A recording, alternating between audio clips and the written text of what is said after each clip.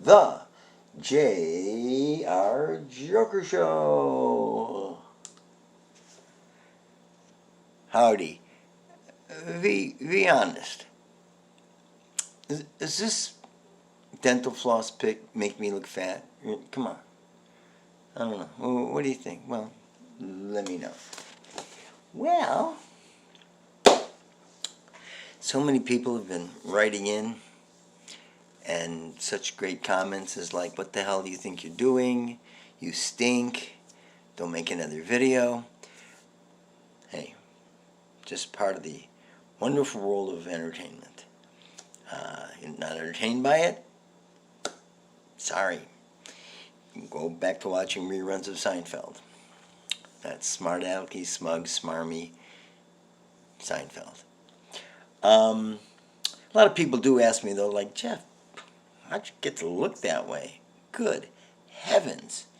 Take care of yourself. They say, cigarettes? No. They say, was it like alcohol?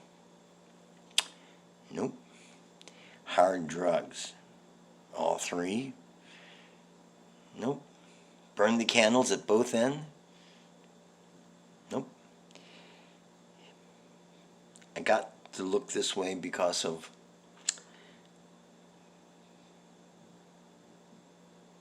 oxygen. When I was little, I got hooked on breathing. I took one breath. That oxygen.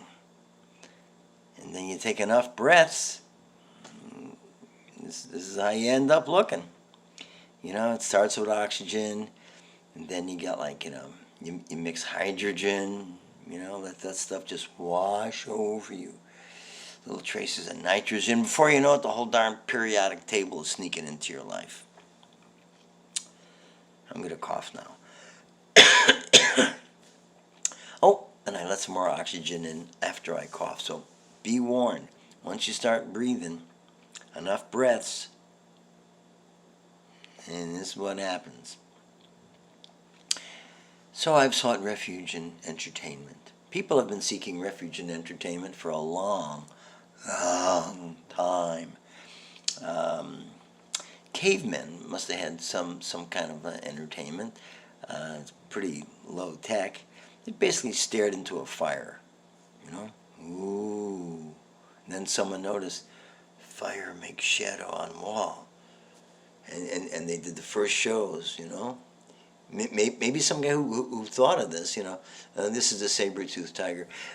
Maybe somebody who thought of it, like they toured the caves, and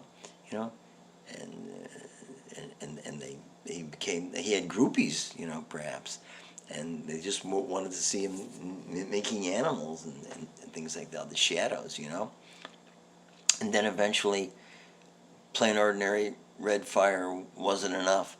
Some smart alecky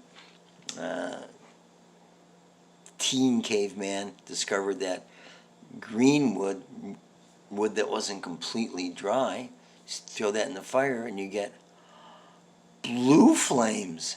Holy jumping Jehoshaphat. And then they did that, and then the kids over in the next cave were like, oh, Dad, all we got with this old fire is red flames. Why can't we have a fire like Ook has over at his cave? He has red and blue flames. Come on, Dad, up your game, You spend all that time out there hunting mastodons, come on, we're bored back here. Let's get some blue flames going. There's actually a pop group in the 50s, like somebody in the Blue Flames. I never even thought about that. So entertainment progressed now to the point that people are just over-entertained. And I'm contributing to that, although I'm trying to offer something of an edifying nature. People get up in the morning, and then, the alarm clock wakes them up with their favorite song, with their favorite music, and then, like, while we're eating breakfast or we're watching the news or whatever, with our handheld devices, we can just watch whatever the heck we want. And then on the way to work, you got your pods there, and you're watching and you're listening, and and just constant, just constant. You go to a bar, they have a large screen. Between the pods and the handheld devices and the giant screens and theaters and televisions and whatever, it's endless. It's endless. And I can imagine if one of us, we broke our handheld device and the pods broke or whatever, and we'd just be desperate for entertainment. We just grab somebody on the street and say, sing me a song, tell me a joke, recite a poem, a limerick, I don't care, do bird calls, do an imitation, entertain me. Really, we're just like so over-entertained. They just like can't stand it. And in Spanish, they have the word entertainment. In Romance languages in general, entretenimiento, but they also call it to distraerse, to distract you. Oh, we're just doing this not to entertain ourselves. We're just doing this to distract us. And that really, here comes the edifying part. And that really made me think, because that's really what it is, just distract you so you don't really think about the existential things of your life, like life and death and what's coming. Is there God? Is there a soul? No, don't make me think about that. Just entertain me. Do a card trick.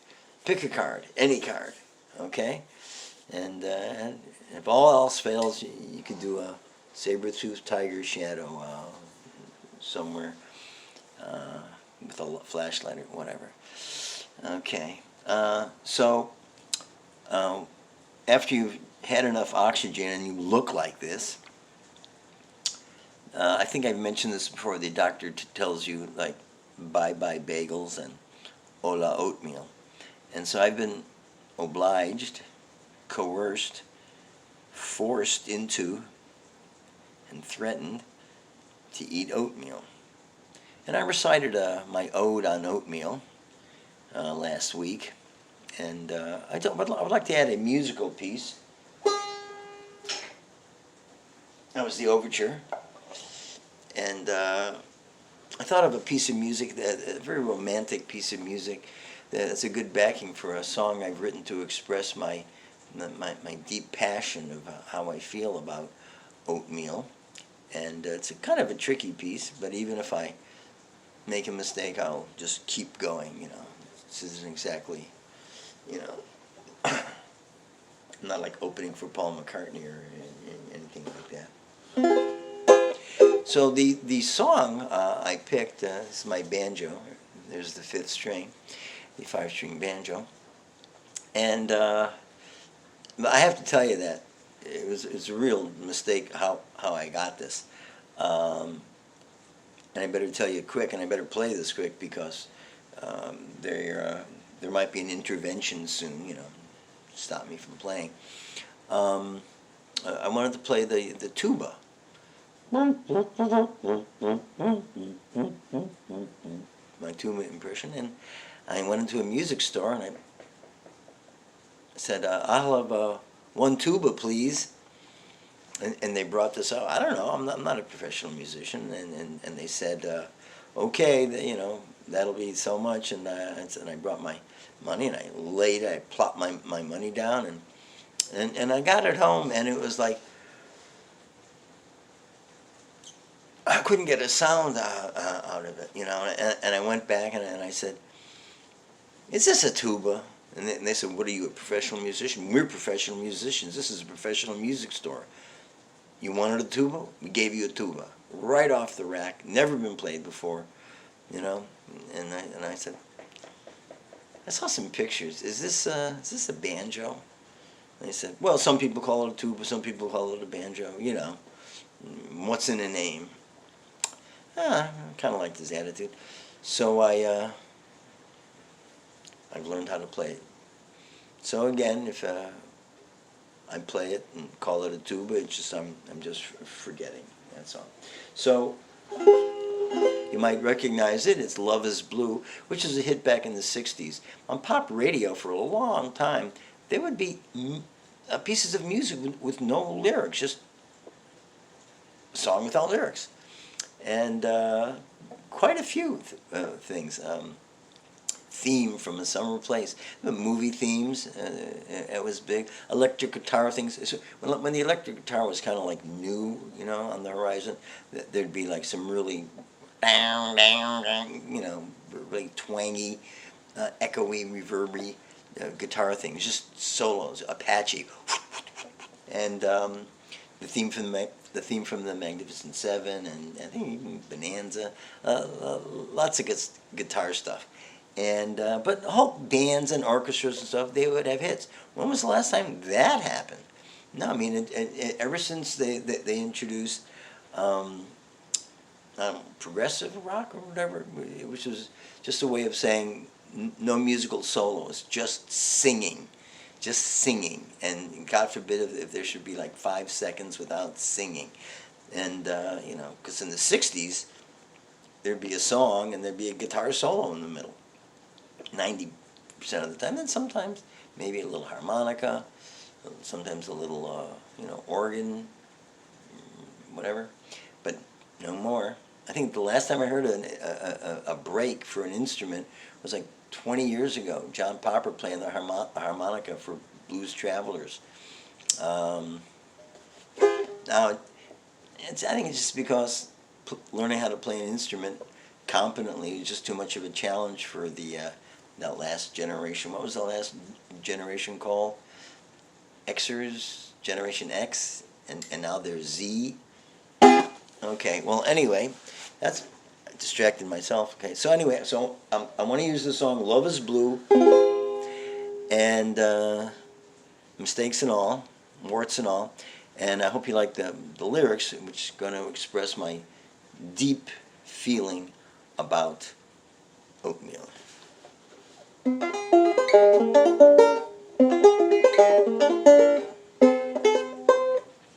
Let's start one more time.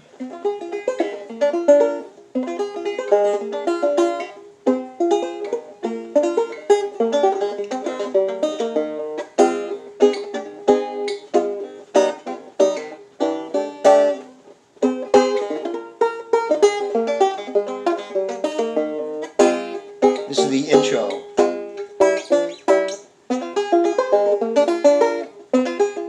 The words are coming up.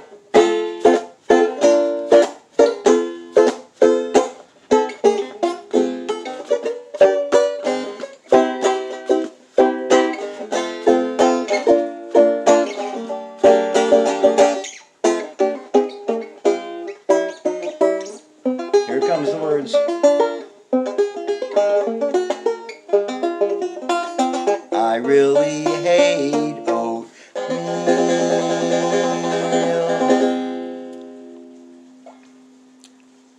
What do you think? Well, that helps express a little bit how I feel about oatmeal. And my doctor in general, they called me up and said to come in for an appointment, and I got there, and again they gave me one of those one-size-fits-nobody gowns, and I thought the lights went out. Did you pay the electric bill? And the nurse says she wanted to get some blood from me, and like, I mean, I didn't go prepared or anything, but I mean, is it coincidence I had blood on me? I didn't, and she asks me for blood. I've got blood. Unbelievable. Deja vu. Wow. I just, what are the odds? I mean, shoo. What a crazy life, Well, it's been extremely edifying being with you, and I hope I entertained you and illuminated your life.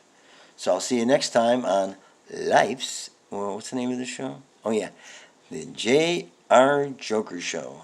Adios.